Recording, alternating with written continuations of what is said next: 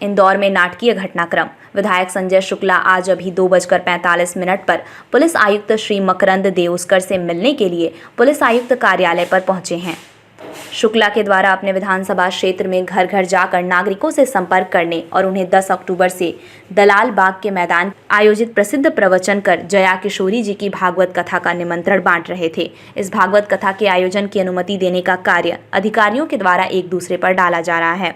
इस विषम स्थिति में कथा के लिए अनुमति प्राप्त करने हेतु विधायक संजय शुक्ला पुलिस आयुक्त के कार्यालय पर काफी देर मौजूद रहे हैं, लेकिन संतोषजनक जवाब नहीं मिल पाया है। इंदौर से रामकृष्ण सैलिया की रिपोर्ट।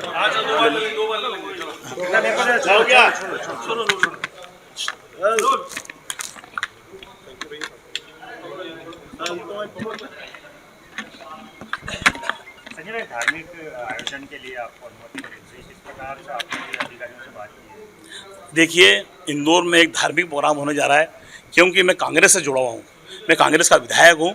भारतीय जनता पार्टी के नेता और जो कैंडिडेट हैं उनके माध्यम से मेरी विधानसभा में इतना बड़ा आयोजन नहीं होने के लिए मैं लगातार मेरे कार्यकर्ता लगातार 15 दिन से टीआई साहब से मिल रहे हैं, एसडीओ साहब से मिल रहे हैं, एसडीएम साहब से मिले, कलेक्टर साहब से मैंने बात करी, सब कुछ करा। उसके बाद भी कोई परमिशन देने को तैयार नहीं, क्योंकि इतना बड़ा कार्यक्रम होने जा रहा है तो मुझे बिना पुलिस के सहयोग के ये कार्यक्रम नहीं हो सकता। तो मैंने निवेदन करा, उसके बावजूद भी आज भी नहीं दे रहा। मेरी परसों से मेरी कथा चालू होने वाली है तो मेरी परमिशन नहीं दी। आज मैं कमिश्नर साहब से मिलने आया था तो अभी उनने बोला है कि बोले हम देखते हैं क्या कर सकते हैं। मैं ऊपर बात कर रहा हूँ, परंतु ना कलेक्टर साहब परमिशन दे रहे हैं मुझे, ना कमिश्नर साहब मुझे परमिशन दे रहे हैं, ना टीआई साहब परमिशन दे रहे हैं। इसलिए दे रहे हैं कि ये कथा कांग्रेस का कैंडिडेट विधायक करा रहा है, और जो पार्टी भारतीय जनता पार्टी के जो नेता हैं वो जो हैं वो जो जानते हैं कि कौन रुकवा रहा है, ये इसलिए रुकवा रहे हैं कि एक नंबर विधानसभा में लगातार धार्मिक प्रोग्राम हो रहे हैं, जिससे जनता हमारी माताएं बहनें देखती हैं, परंतु उनको चुनाव के अंदर उनका नुकसान होगा तो ये इसलिए वो रोकना चाहते हैं। परंतु जनता जानती है कि क्यों रुका रहा है, रुकेगी नहीं, क्योंकि आप लोग भी धर्म के प्रोग्राम करते रहते हैं और आप एक कांग्रेस के द्वारा जो कार्यक्रम कराया जा रहा है रोकने जो कर रहे हैं वो जनता सहन नहीं करेगी। जनता इसका जवाब 23 तारीख को देगी। पुलिस अधिकारियों के ऊपर दबाव है कहीं ना कहीं?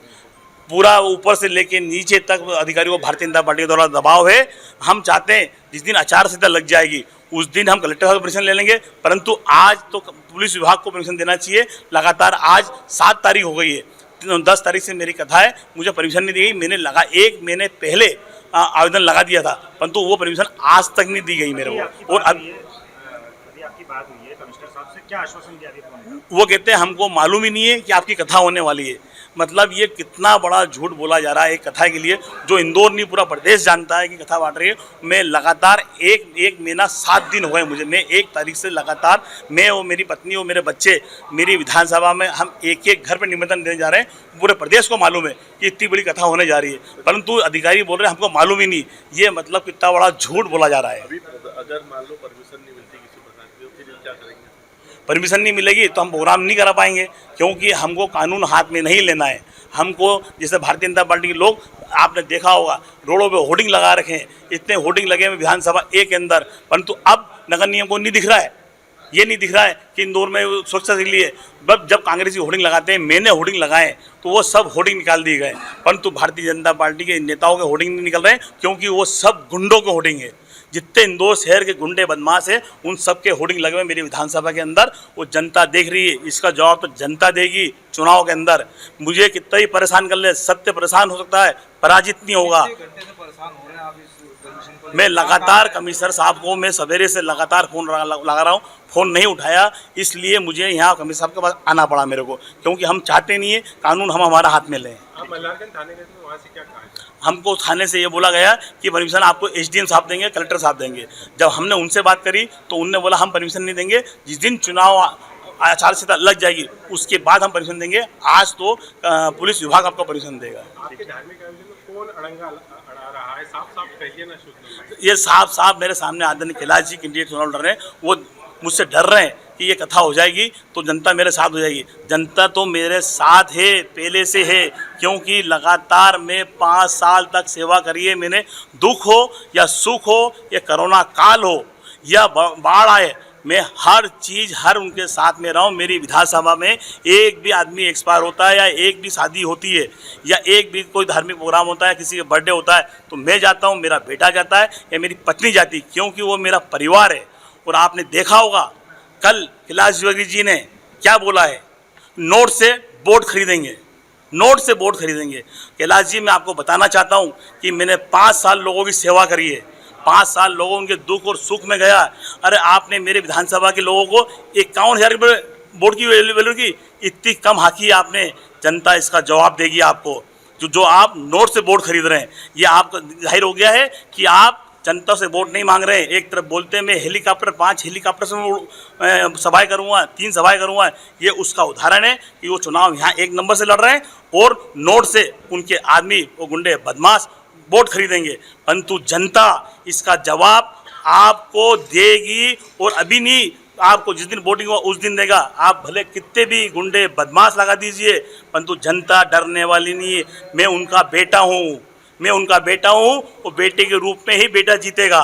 क्यों जीतेगा बेटा? कि उस बेटे ने कोरोना काल में मरने से नहीं डरा और बाढ़ से नहीं डरा, और यहाँ तक कि कोई यात्रा, अयोध्या यात्रा आज तक 16 यात्रा किसी भारतीय जनता पार्टी के विधायक ने आज तक नहीं कराई, वो मैंने कराई। क्योंकि मैं हिंदू धर्म में काम करता हूँ और हिंदू भगवान को मानता हूँ। उसके अलावा मैंने मथुरा यात्रा कराई, उसके अलावा मैंने रुद्र अभिषेक कराया, मैंने कथाएँ कराई है, और मैंने ये कराया है।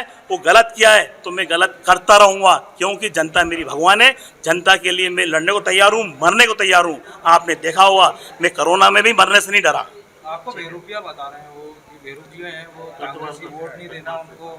या कौन है, कहाँ से आया, कैसे आया? वो मेरे वरिष्ठ हैं, आदरणीय हैं। उनने कितने रूप धारण करते हैं ये देखा होगा। एक रूप धारण करके पहले 4 नंबर में गए थे, चुनाव लड़ा, फिर जाके 2 नंबर में चुनाव लड़ा, फिर मऊ जाके लड़ा, फिर उनके बेटे ने 3 नंबर लड़ा। यही होता है। उसके अलावा उनके आपने फोटो देखेंगे हर साल कैसे रूप बनते हैं और जनता को बेवकूफ़ बनाते हैं। अब की पहली बार कोई उनका बेटा चुनाव लड़ रहा है। इसके पहले उन्होंने नोटों से खरीद लिए होंगे।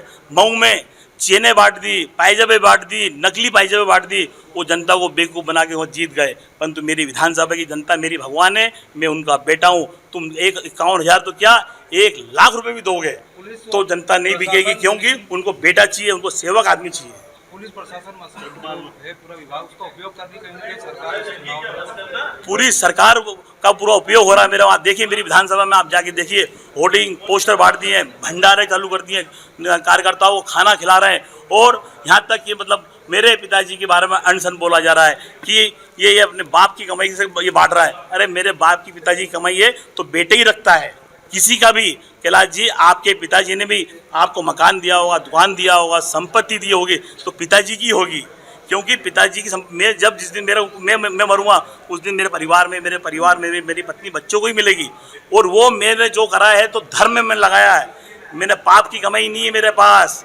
आप तो मजदूर के बेटे थे, तो आज अरब रुपया कहाँ से आ रही है? आपको इतना रुपये बांटने की क्या बात कर रहे हैं आप? तरफ मेरे तो विधानसभा को बोल रहे हो कि 51,000 रुपये में वोट खरीद लो, परंतु जनता देख रही है, जनता इसका जवाब देगी।